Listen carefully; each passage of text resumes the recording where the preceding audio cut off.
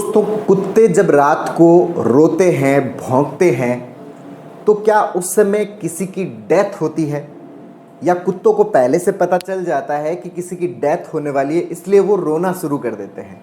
तो इसके पीछे की क्या है वैज्ञानिक सच्चाई, साइंटिफिक फैक्ट्स क्या है, पूरा का पूरा प्रोसेस मैं आप लोगों को एक्सप्लेन कर रहा हूं। मैं हूं आपका दोस्त डॉक्टर कन्हैया, बीकानेर, राजस्थान से। बहुत अच्छे से समझिएगा, एक रियल एग्जाम्पल मैं आप लोगों के साथ में शेयर कर रहा हूं। दोस्तों, एक 36 साल के व्यक्ति का एक रियल एग्जाम्पल है। इनको रात को बहुत ज़्यादा डर लगता है, और स्पेशली तब बहुत ज़्यादा डर लगता है जब आसपास कोई कुत्ता रो रहा हो या कुत्ते भौंक रहे हो, तब इनको बहुत ज़्यादा डर लगता है। अच्छा, इनको किस चीज़ का डर लगता है? इनको ये डर लगता है कि कुत्ता जो रो रहा है, कुत्ता रो रहा है, कुत्ता तभी रोता है जब किसी की डेथ होती है। कुत्ते को यमराज दिख जाते हैं, वो किसी की डेथ होने वाली है, इसलिए कुत्ता रोता है।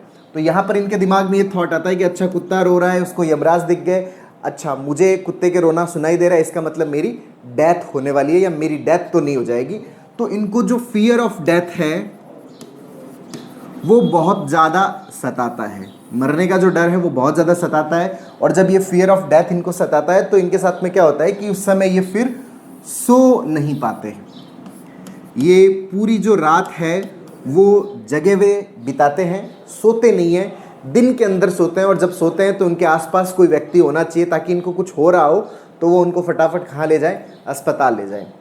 तो इस कदर ये थॉट इनके दिमाग के अंदर हावी हो रखा है, जिसके कारण पूरे दिन इनको एक डर सा लगता रहता है, घबराहट सी होने लग जाती है। कहीं पर आसपास कुत्ते देख जाए तो वहाँ से ये हमेशा निकलने की कोशिश करते हैं, भागने की कोशिश करते हैं। अच्छा, इनका जो ये फियर है वो फियर कहाँ से बना, किस तरह से बना, ये भी मैं आपको थोड़ा सा एक्सप्लेन कर देता हूँ। आज से 3 साल पहले की कहानी है। 3 साल पहले क्या हुआ था कि इनके जो फादर हैं, इनके फादर को कोई गंभीर बीमारी हो गई थी, उनको कैंसर हो गया था, और वो भी क्रिटिकल स्टेज में चले गए थे। अब क्रिटिकल स्टेज में जाने के बाद में थोड़े समय बाद में उनकी डेथ हो गई थी, और जो क्रिटिकल फेज था उस फेज के दरमियान ये जो व्यक्ति है वो अपने फादर के साथ में रेगुलर थे।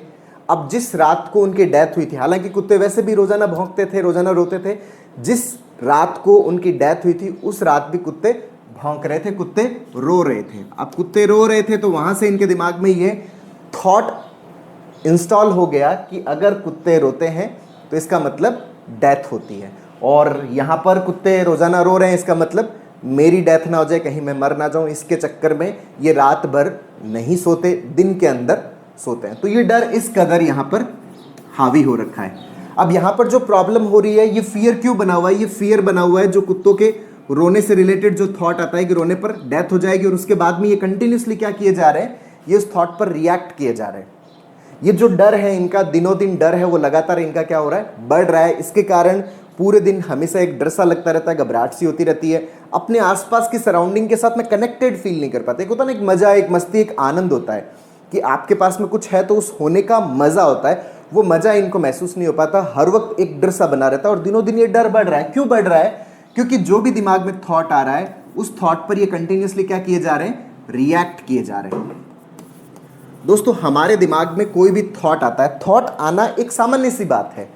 सब लोगों के दिमाग में थॉट आते हैं, अलग अलग प्रकार के थॉट आते हैं, पॉजिटिव थॉट आते हैं, नेगेटिव थॉट आते हैं, उससे कोई प्रॉब्लम नहीं है। थॉट सिर्फ एक थॉट होता है, वो रियलिटी नहीं है। लेकिन प्रॉब्लम कब क्रिएट करता है वो थॉट? जब आप उस थॉट के ऊपर क्या कर देते हो? रिएक्ट कर देते हो। आप जैसे ही उस थॉट पर रिएक्ट करते हो तो रिएक्शन से क्या प्रॉब्लम क्रिएट होती है?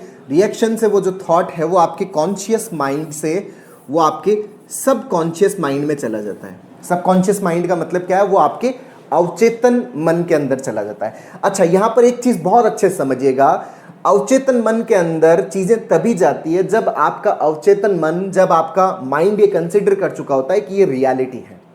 कोई भी चीज़ अगर आपके अवचेतन मन में जाती है तो आपका माइंड ये कंसिडर करता है, ये मानता है कि ये रियलिटी है, ये सच है।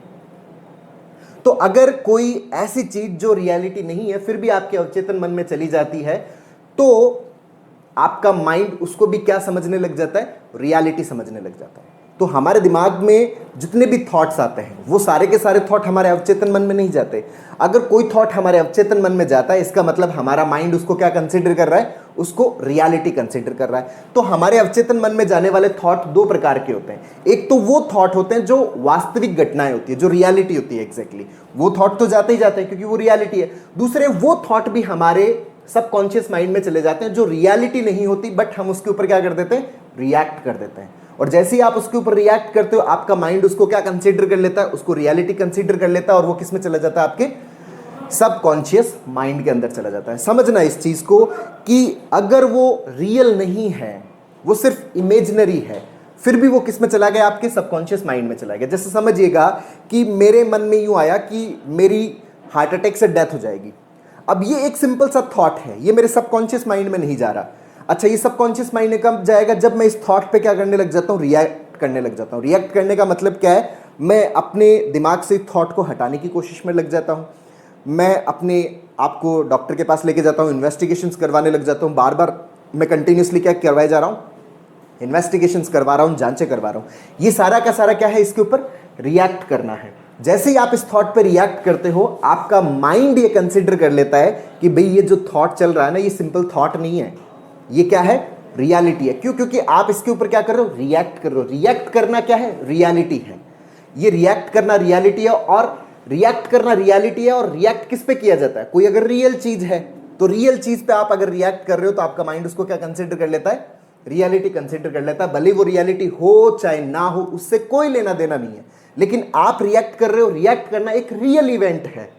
तो इस रिएक्शन के कारण इनडायरेक्टली आपका सबकॉन्शियस माइंड ये कंसिडर कर लेता है, आपका माइंड ये कंसिडर कर लेता है कि जिसके ऊपर रिएक्ट किया जा रहा है, जिसको रिएक्ट करने की जरूरत है, इसका मतलब वो भी चीज क्या है, रियल है, जबकि रियल नहीं है। इस कॉन्सेप्ट को बहुत अच्छे से समझ लीजिएगा कि हमारे रिएक्शन की वजह से फिर वो थॉट किस में चला जाता है, हमारे सबकॉन्शियस माइंड में चला जाता है। फिर हमारा डर और ज्यादा बढ़ता है। जैसा कि इन भाई साहब के साथ में ये मिस्टेक हुई।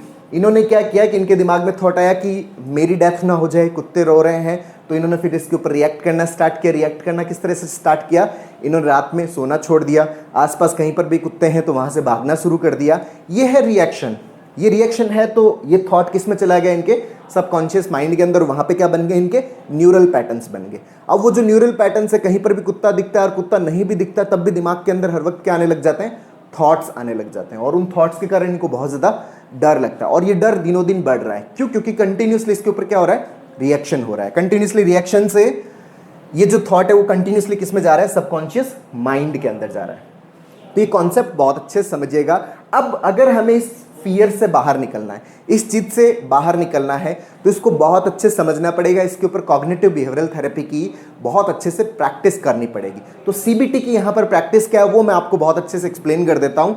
दोस्तों, एक तो हमें ये चीज को स्टॉप करना पड़ेगा कि अब जितने पैटर्न बन गए चलो ठीक है, अब कोई नया पैटर्न हमारे अंदर ना बने, हमारे सबकॉन्शियस माइंड के अंदर अब और ज्यादा इंफॉर्मेशन जो है वो ये ना जाए। हमारा सबकॉन्शियस माइंड, ये जो आपका कॉन्शियस फिल्टर है जहां पर ये डिसाइड होता है कि ये रियल है या नहीं है, इस कॉन्शियस फिल्टर के अंदर जो अनरियल चीजें वो बाहर ही रह जाए। तो वो कैसे बाहर रह जाएगी, जब हमारा रिएक्शन वाला पार्ट है वो रुक जाएगा। मतलब अगर हम उस थॉट के ऊपर रिएक्ट करना छोड़ दें, तो फ्यूचर में जो और उसके जो मजबूत पैटर्न बनने वाले हैं, वो पैटर्न बनने क्या हो जाएंगे, बंद हो जाएंगे। तो उसके लिए हमें क्या करना पड़ेगा, उसके लिए हमें ये जो रिएक्ट करने वाला जो प्रोसेस है, इस रिएक्ट करने वाले प्रोसेस को क्या करना पड़ेगा, स्टॉप करना पड़ेगा, रोकना पड़ेगा। तो यहां पर ये रिएक्ट किस तरह से कर रहे थे, यहां पर जो ये रिएक्ट कर रहे थे कि भाई ये कहीं पर भी कुत्ते अगर है तो उस जगह पर नहीं जा रहे, तो वहां पे हमें जाना पड़ेगा, उस जगह पर जाना पड़ेगा, एक्सपोज करना पड़ेगा। रात को नहीं सो रहे, दिन में सो रहे नहीं, रात का जो सर्केडियन रिदम है, हमारा सर्केडियन रिदम के अकॉर्डिंग हमें रात को सोना है, दिन को काम करना है, तो हम सोना स्टार्ट करें। अच्छा, सोने के दरमियान हम किसी को भी अपने पास में ना रखें, वो दूसरे रूम के अंदर सो रहे हैं तो उनको वहां सोने दें, आप अपनी तरफ से अपने रूम के अंदर कंफर्टेबली सिंगली आप सोइए। ये है आपका एक्सपोजर। वहां पे ये जो थॉट आ रहा है कि मैं मर जाऊंगा तो मेरे पास में किसी की जरूरत है नहीं, जब मैं मरने वाला नहीं हूं, ये सिंपल सा एक थॉट है, तो मुझे इसके ऊपर कुछ रिएक्ट करने की आवश्यकता नहीं है। तो मैंने इसके ऊपर क्या कर दिया, रिएक्शन करना बंद कर दिया। जब आप उस थॉट पर रिएक्ट करना बंद कर देते हो, मतलब वो थॉट आ रहा है सर, आने दो, जितना आ रहा है उतना आने दो, आप उस थॉट के ऊपर क्या कर दो, रिएक्ट करना बंद कर दो। जब आप रिएक्ट करना बंद कर देते हो, तो अब ये जो नेगेटिव थॉट है ये आपके सबकॉन्शियस माइंड के अंदर नहीं जाता। यहाँ पर आपका सबकॉन्शियस माइंड, आपका माइंड ये कंसिडर करना शुरू कर देता है कि ये सिर्फ एक थॉट है, ये रियलिटी नहीं है, ये सिर्फ एक थॉट है, ये रियलिटी नहीं है।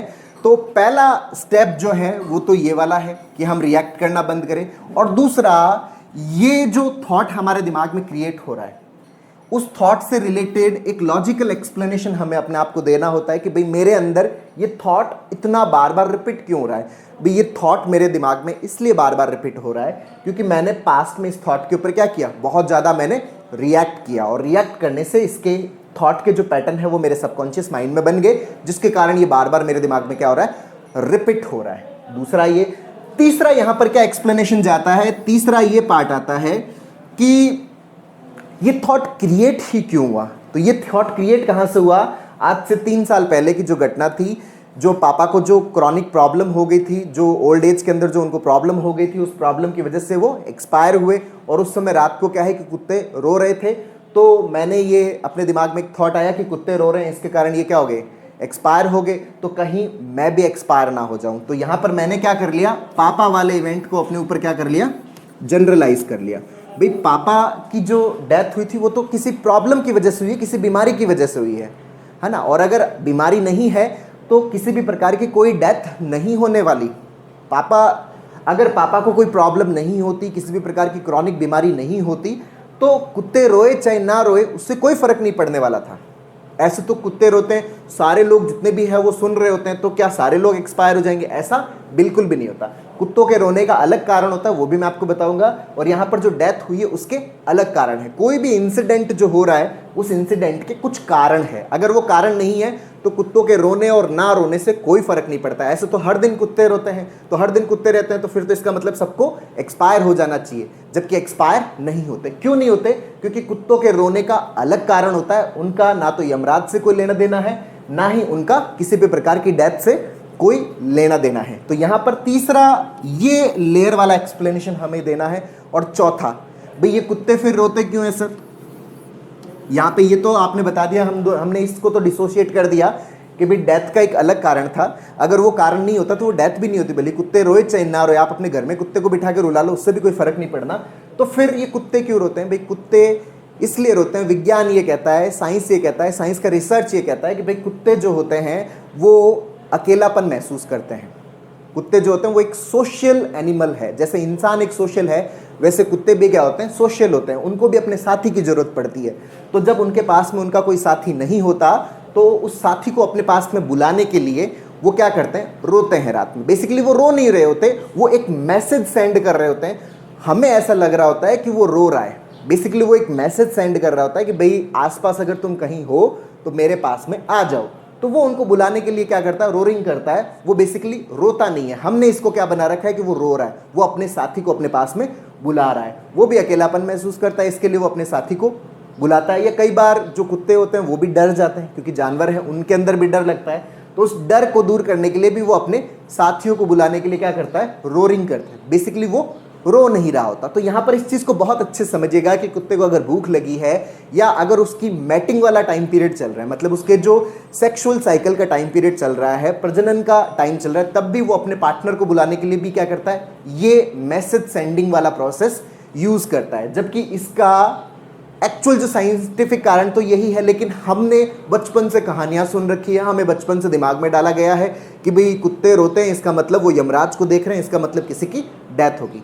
तो उसका डेथ से कोई लेना देना नहीं है। डेथ जो हो रही है वो एक अलग साइकिल है और कुत्तों के रोने का अलग कारण है। तो ये जो 4 जो बेसिक मैंने आपको प्रिंसिपल्स बताए, सबसे पहले रिएक्ट ना करना, सेकंड जो है यहाँ पे ये जनरलाइज करने का, तीसरा इन दोनों को डिसोशिएट करने का, और चौथा कुत्तों के रोने का एक्सप्लेनेशन।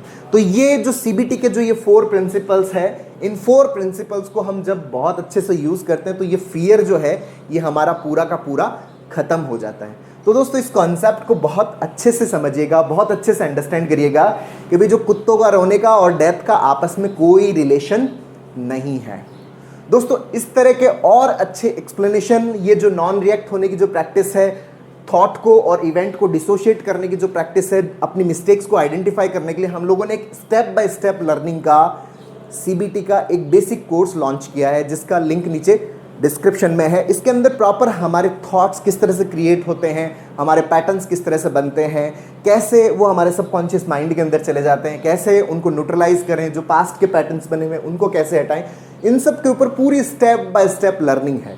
इस लर्निंग को आप अपने अंदर इंस्टॉल करके अपने आप को जितनी भी प्रकार की साइकोलॉजिकल प्रॉब्लम्स है उनसे अपने आप को पूरी तरह से क्या कर सकते हो, फ्री कर सकते हो, ईजी बना सकते हो, आसान बना सकते हो। अपने जीवन के अंदर जो मज़ा आपका जो खो गया है उस मज़े को वापस ला सकते हो, अपने आप को उस मोमेंट के अंदर ला सकते हो, फियर को हटा के, जिससे आप उस मोमेंट का भरपूर उपयोग कर सकते हैं, भरपूर आनंद ले सकते हैं। तो इसका लिंक नीचे डिस्क्रिप्शन में है। इसके अलावा दोस्तों, हमारे ब्रेन में जब ओवर थिंकिंग चलती है तो उसके कारण हमारे ब्रेन के अंदर ऑक्सीडेटिव स्ट्रेस क्रिएट होता है, जिसके कारण बहुत सारी जो साइकोलॉजिकल प्रॉब्लम्स के सिम्टम्स क्रिएट होते हैं। तो इन सिम्टम्स को कम करने के लिए, ऑक्सीडेटिव स्ट्रेस को कम करना पड़ता है, उसके लिए हमारे दिमाग के अंदर एंटीऑक्सीडेंट्स बहुत ही अच्छी रिच मात्रा में ज़रूरत पड़ती है। तो इसके ऊपर भी हमने एक नेचुरल इंग्रेडिएंट से बना हुआ एक माइंड टॉनिक लॉन्च किया है, जिसका लिंक नीचे डिस्क्रिप्शन में है। इसको आप यूज़ करके अपने माइंड के ऑक्सीडेटिव स्ट्रेस को कम कर सकते हैं, अपने ब्रेन के अंदर हैप्पीनेस न्यूरोकेमिकल्स का लेवल है उसको बढ़ा सकते हैं, सेरोटोनिन का लेवल बढ़ा सकते हैं, और अपने जो सिम्टम्स हैं उन सिम्टम्स को